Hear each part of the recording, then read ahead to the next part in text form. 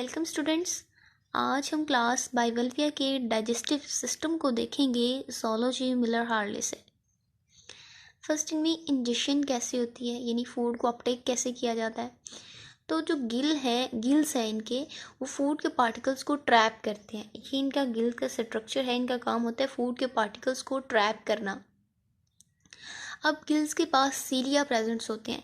ये हमने previous lecture में देखा था कि इनके पास सीलिया होती हैं। सीलिया का काम होता है फूड के पार्टिकल्स को ट्रैप करना।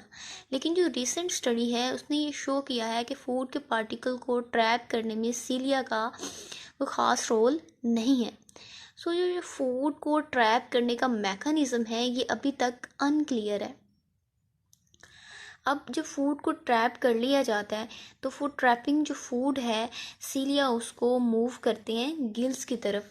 ट्रैप की फूड जो है वो सीलिया उसको गिल्स की तरफ मूव करते हैं।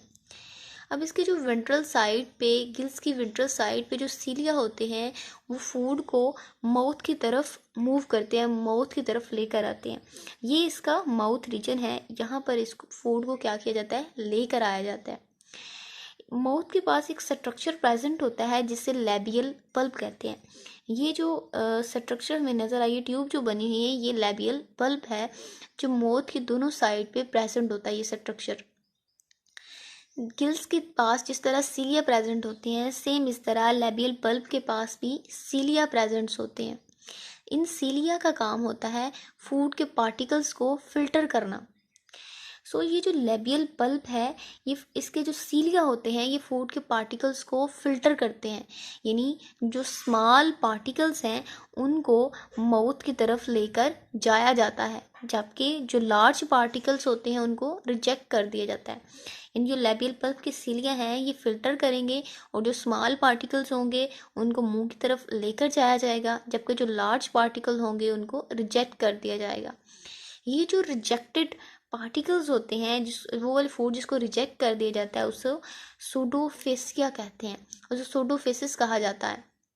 अब ये जो रिजेक्टेड मटेरियल है जिसे सूडोफेसिस कहा जाता है, इसको मेंटल की तरफ ट्रांसफ़र कर दिया जाता है। ये इसका मेंटल रीजन है। इसको गिल्स के एजेस, ये जो गिल्स के एजेस हैं और पल्प जो है, ये लेबियल पल्प और गिल के एजेस की तरफ, और यहाँ से इसको गिल्स के एजेस से इसको ट्रांसफ़र कर दिया मेंटल कैविटी। ये जिसकी जो है ये मेंटल कैविटी का पोर्शन है, ये वाला। तो यहाँ से मेंटल कैविटी में इसको ट्रांसफ़र कर दिया जाता है और मेंटल कैविटी से ही फिर जब इसको ट्रांसफ़र किया जाता है तो क्या होता है, इसका शेल हमने बात की 2 वल्व्स पर मुश्तमिल होता है। इसका वल्व जो है वो फोर्सफुली क्लोज्ड हो जाता है। जब सूडोफेस या मेंटल कैविटी की तरफ इसको पुश किया जाता है तो वल्व जो है फोर्सफुली क्लोज्ड हो जाता है, बंद हो जाता है। जब वल्व बंद होता है तो इससे जो पानी होता है वो फ़ौरन से बाहर निकल जाता है। इसके अंदर से पानी जो है वो बाहर निकलता है। जब पानी बाहर निकलता है तो पानी के साथ ही ये जो सूडोफेस या मेंटल कैविटी में होता है, ये भी पानी के साथ इसकी बॉडी से बाहर रिमूव हो जाता है। डाइजेशन, इनका जो डाइजेस्टिव सिस्टम है वो मुश्तमिल होता है एसोफेगस, स्टोमिक और इंटेस्टाइन। इनके स्टोमिक जो है आगे से फर्दर डिवाइड होता है गैस्ट्रिक शील्ड और क्रिस्टलाइन स्टाइल पर। अगर हम इनके स्टोमिक की डायग्राम देखें तो ये कुछ इस तरह से स्ट्रक्चर है इनकी बॉडी का। तो ये जो ब्लैक कलर का पोर्शन हमें नज़र आ रहा है ये इनका स्टोमिक है। स्टोमिक जो है जिससे कनेक्टेड है एक ट्यूब के साथ जिसे इंटेस्टाइन कहा गया है। ये इनका स्टोमिक है, इसको हम बड़ा करके देखते हैं।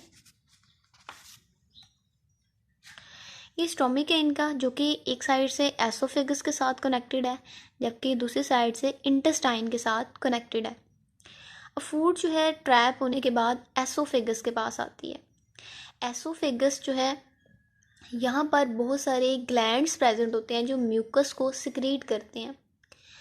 जब म्यूकस की सिक्रीशन होती है तो फूड जो है वो म्यूकसी हो जाती है, लेकिन लेसदार फूड हो जाती है, जिसे हम म्यूकाइड फूड सिट्रिंग कहते हैं। इनका जो डाइजेस्टिव ट्रैक्ट है वो सीलिएटेड होता है, यानी सीलिया प्रेजेंट्स होते हैं।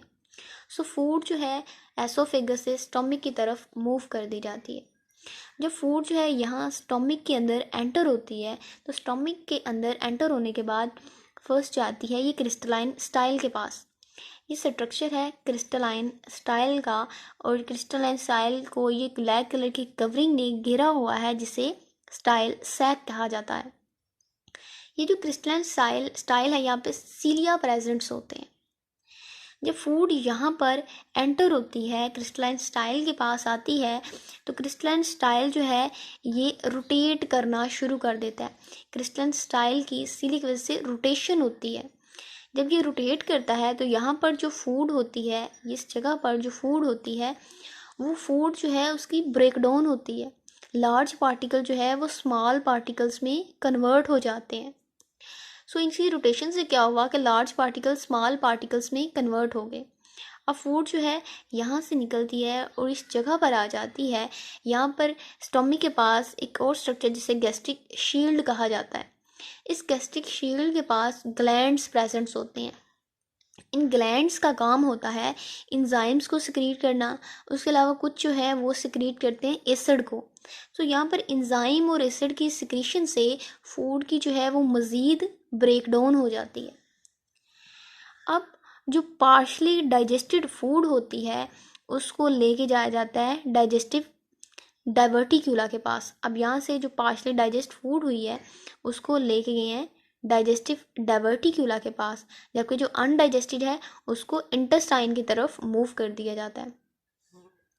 अब पार्शली डाइजेस्टिव फूड जो है डाइजेस्टिव डाइवर्टिक्यूला की तरफ भेज दी जाती है फॉर इंट्रासेलुलर डाइजेशन।